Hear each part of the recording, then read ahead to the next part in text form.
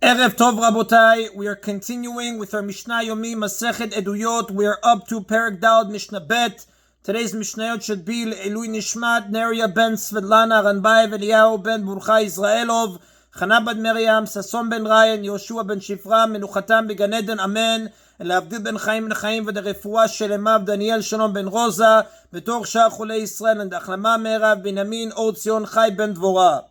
In the previous Mishnah, Bet Shammai and Bet Hillel disagreed whether an egg laid on Yom Tov may be eaten that day. The first part of this Mishnah teaches that their dispute applies only to an egg and not to similar things. But if an animal was born on a Yom Tov that fell on a Sunday, Hakol Modim Shei Muteret, all agree that it is permitted to be eaten that day. Even Bet Hillel, who prohibited a newly laid egg, permitted a newly born animal. This is because the egg was prepared the day before it was born on Shabbat, whereas the animal was not. Therefore, if Yom Tov falls on a Sunday, the newly born animal may be eaten that day since it was not prepared for Yom Tov on Shabbat. Like we mentioned in Mishnah 1, an egg becomes fully developed within the hen one day before it is laid. An animal fetus, on the other hand, is fully developed several days before its birth. Therefore, even if an animal is born on a Yom Tov that falls on a Sunday, it may be eaten since it did not become fully developed or prepared the day before on Shabbat. Generally, we may not eat a newborn animal until it reaches its 8th day of life. Before it lives 7 days, we are concerned that it might be unable to survive, and therefore eating it would be like eating nevela, an animal that died without shchita. Our Mishnah, however, refers to an animal that was known to have been carried to its full term, in which case we may assume that it will survive. It may therefore be eaten even on the day of its birth.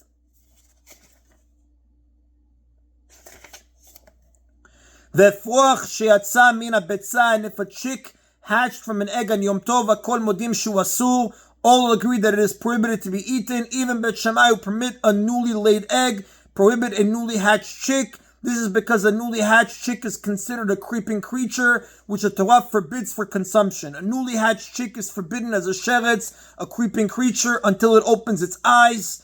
This is the Gemara in Beitzah, page 6b, citing the view of Rabbi Eliezer ben Yaakov. According to this explanation, the Mishnah's ruling applies on every day of the year and has nothing to do with Yom Tov or Shabbat.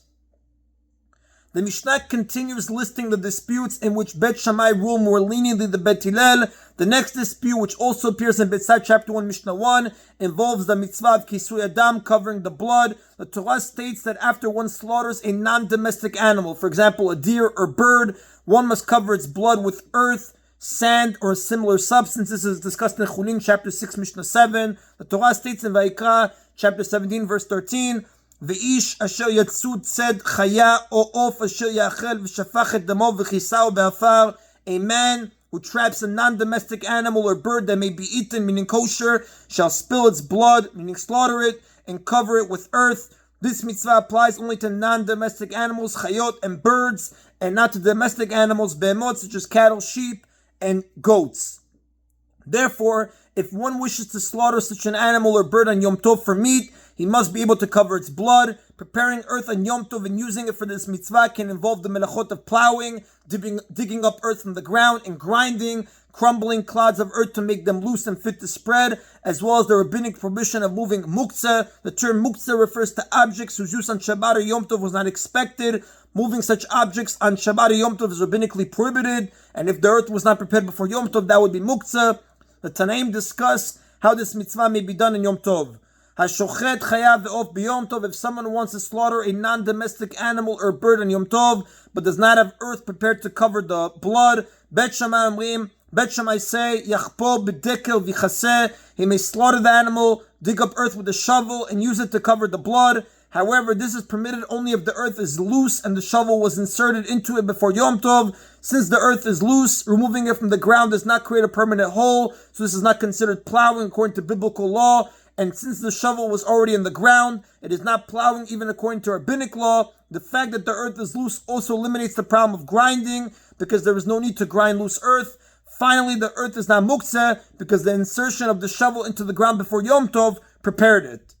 Bet Hillel omrim, but Bet Hillel say, Lo yishchot ele im ken haya lo afar muchan. He may not slaughter the animal unless he has earth completely prepared from the previous day. It does not suffice to have loose earth into which a shovel is inserted, because clods of earth that require grinding might still come up. Rather, the earth must be completely prepared beforehand, dug up, crumbled, and designated. However,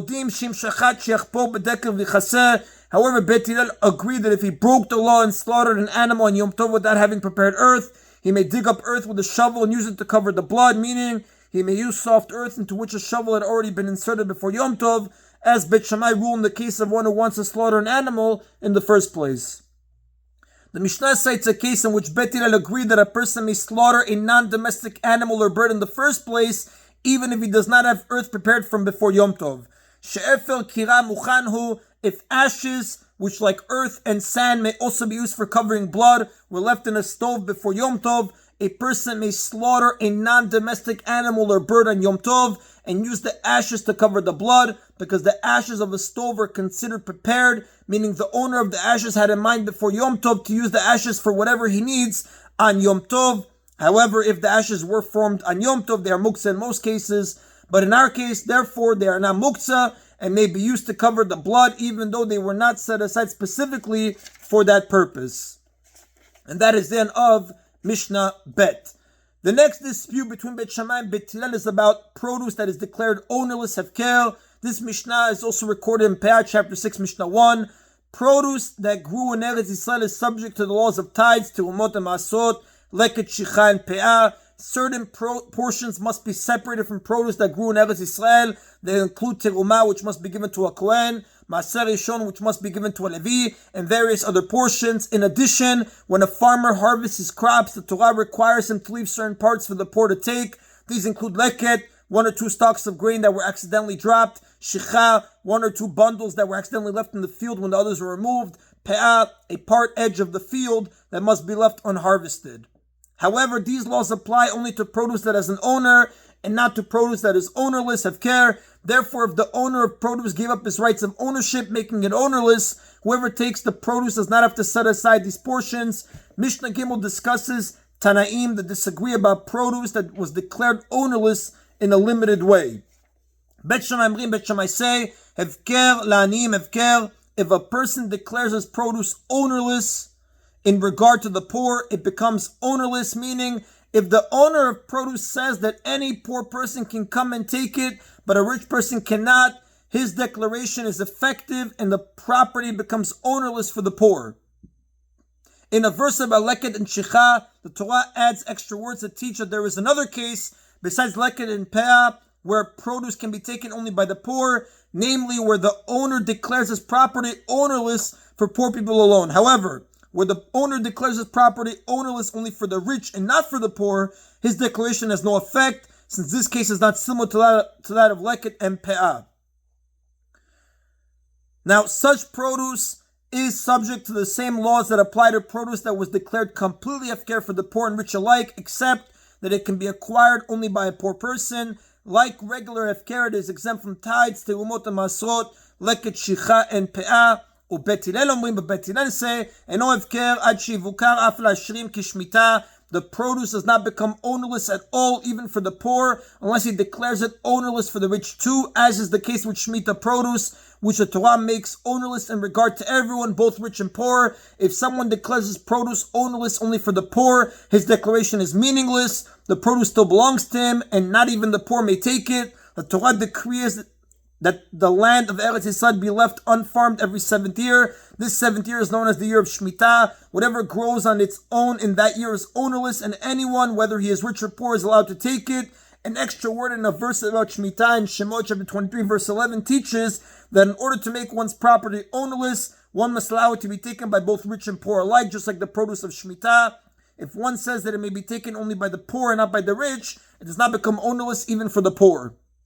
As such, it is subject to all the regular obligations of tithes, leket, shicha, and peah, and that is the opinion of Beit Hillel. Now, the next dispute concerns shicha, bundles of produce that were accidentally left in the field when the other bundles are removed. Kol omrei hasadeh shel kav kav, if all the bundles in the field are each the size of 1 kav, v'chad shel 4 kavin, and one is the size of 4 kavs, ushacho, and he forgot the 4 kav bundle, Bet Shammai omrim, Bet Shammai say, no shicha, it is not shicha, and it may be retrieved by the owner. Since this bundle is 4 times larger than the others, the owner will eventually remember it, and is not classified as shicha. The law of shicha applies only to produce that the owner has forgotten and is unlikely to remember. Therefore, if a bundle has a distinctive feature which makes it stand out from the other bundles, it is not shicha, because the owner will presumably remember it and come back for it. This is Pe'ah, chapter 7, Mishnah 1. According to Bet Shammai, this is true of a bundle that is 4 times larger than the others.